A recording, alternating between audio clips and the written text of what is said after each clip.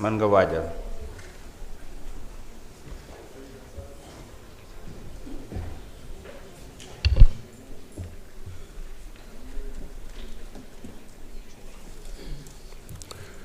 Monsieur le Président de l'Assemblée nationale, Messieurs les ministres, chers collègues, je voudrais dire que ces deux projets de loi, étant une transposition des dispositions communautaires, n'appellent pas de ma part de remarques particulières. Cependant, ça devrait nous frapper et être symptomatique de l'état de fonctionnement de notre Assemblée nationale qu'on soit au projet de loi numéro 01 et 02, alors même qu'on est à la mi-février. Et que l'état des finances publiques dans ce pays, alors qu'on parle de microfinance, c'est un peu symptomatique et à la fois peut-être ironique, qu'on vienne nous parler de microfinance alors que l'état des finances publiques est extrêmement préoccupant et préoccupe l'ensemble des citoyens sénégalais. On voit jusque dans les universités les répercussions que ça a. Alors, je crois que le rôle de l'Assemblée nationale et des députés que nous sommes devrait être, à mon humble avis, d'exercer mieux notre contrôle sur le fonctionnement des finances publiques ou sur l'état des finances publiques dont le président de la République lui-même dit qu'elles sont dans une situation où les marges de manœuvre sont très faibles. Et les chiffres le prouvent à suffisance. On ne devrait pas parler aujourd'hui de tension budgétaire, mais d'hypertension budgétaire, voire même de presque AVC budgétaire. Les chiffres sont là.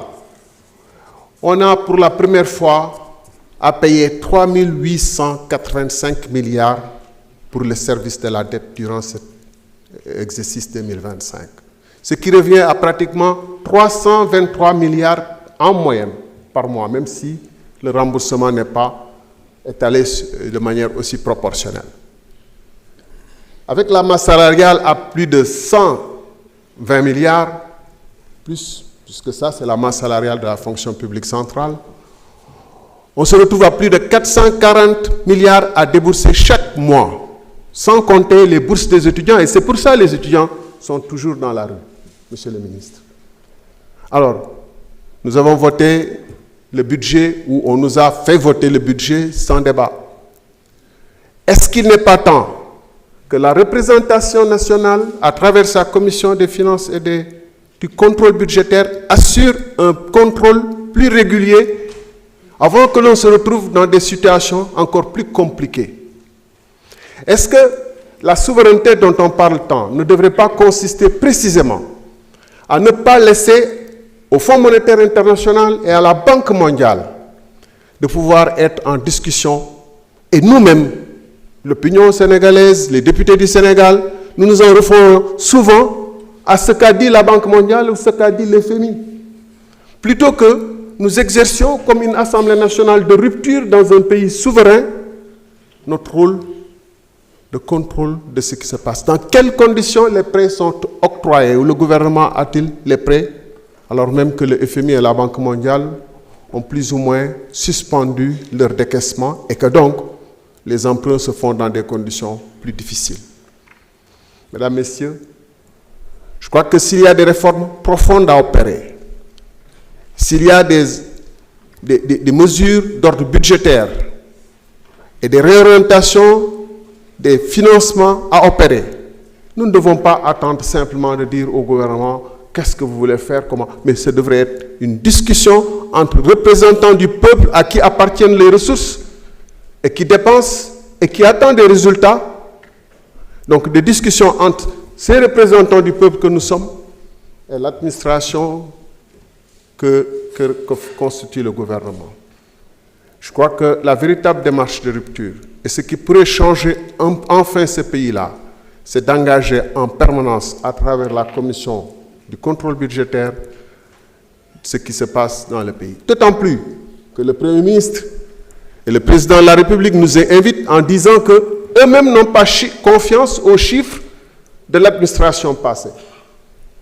Et cela est une interpellation directe des députés que nous sommes pour que nous puissions davantage exercer un contrôle sur ce que l'administration fait, quelle que soit cette administration. Parce que le contrôle n'exclut pas la confiance n'exclut pas le contrôle. Nous sommes non pas les députés d'une majorité ou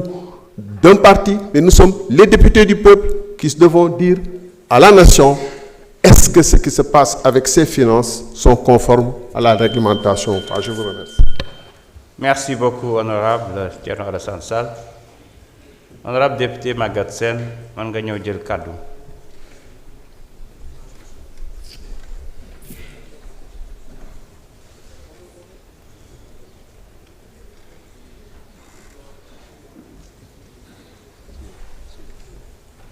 Assoumana Sarr se prépare.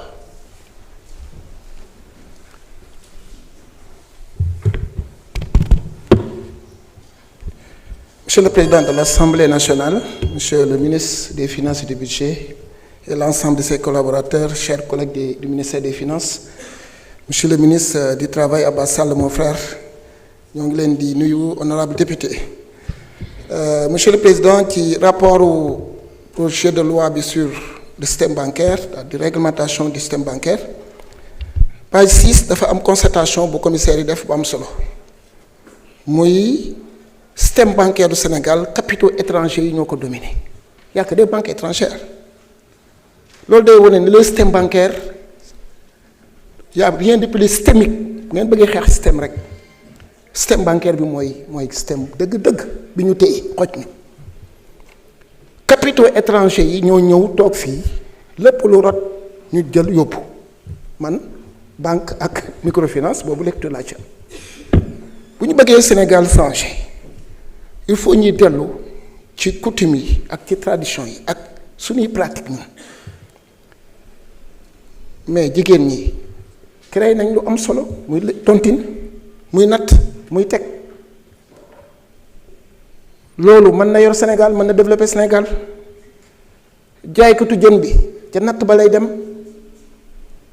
ñu lebal ko ñaar fukki junni wala fukki junni mu dem géej jënd ca jën yi dem jaayi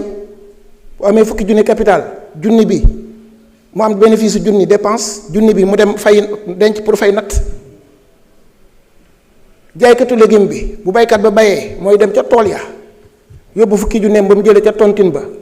jënd ay légumes dem marché jaay am ci junni bénéfice ñaari junni bi mu dépensé ko def junni beneen mu yóbbu ca natt ba je crois que yooyu lañu war a xool nuñ ko promouvoir loolu moo taxoon ñu créé woon DER. Création DER c'était pour que ñu am un système de financement boo xam ne bii budget public la ñuy alimenter fonds yi mu am un système de financement rapide du am garantie du am ay contraintes nit ñi mën a am ay crédit bu gaaw xam ngeen tey suñu collègue Thérèse Faye wax na ko DER moo ëpp résultat mbooleem banque bu nekk Sénégal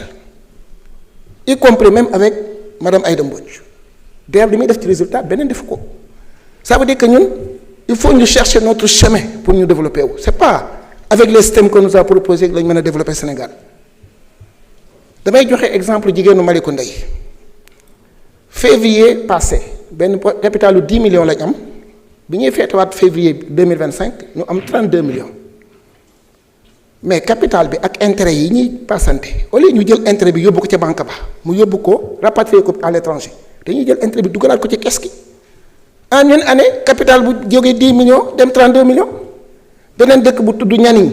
ak Warang chaque année bu tabaski jotee seen kees yi dem 50 millions dañuy xaaj genn wàll gi séddale ko jigéen ñi yeneen genn wàll gi ñu dugalaat ko ci kees gi continuer waat mais ñooñu DER war na leen a mën a encadrer ba balaa ñuy séddoo ci 50 millions yi c'est sûr que am na feneen ak feneen fu mu am ci Sénégal du Malicounda kese jigéen ñi toog fii ku ci waxoon di nga wax sa expérience su tontine mais yooyu nañu initiative locale yooyu nañ leen accompagner bu ñuy créer ay mutuelle ay crédit mutuel nañu fexe jigéen ñi seen bopp seen tontine yooyu nañ dajale seen capital créer seen crédit mutuel bopp boo xam ne bi capital bi jigéen ñee ko moom su boobaa transparence dans la gestion dina am te dina leer bu crédit mutuel yooyu développé ñu sukkandiku ci créer une banque nationale boo xam ne bii ca suuf lay tàmbalee ñu koy togg bañ koo yàkkamti parce que créer banque nationale pour créer ko rek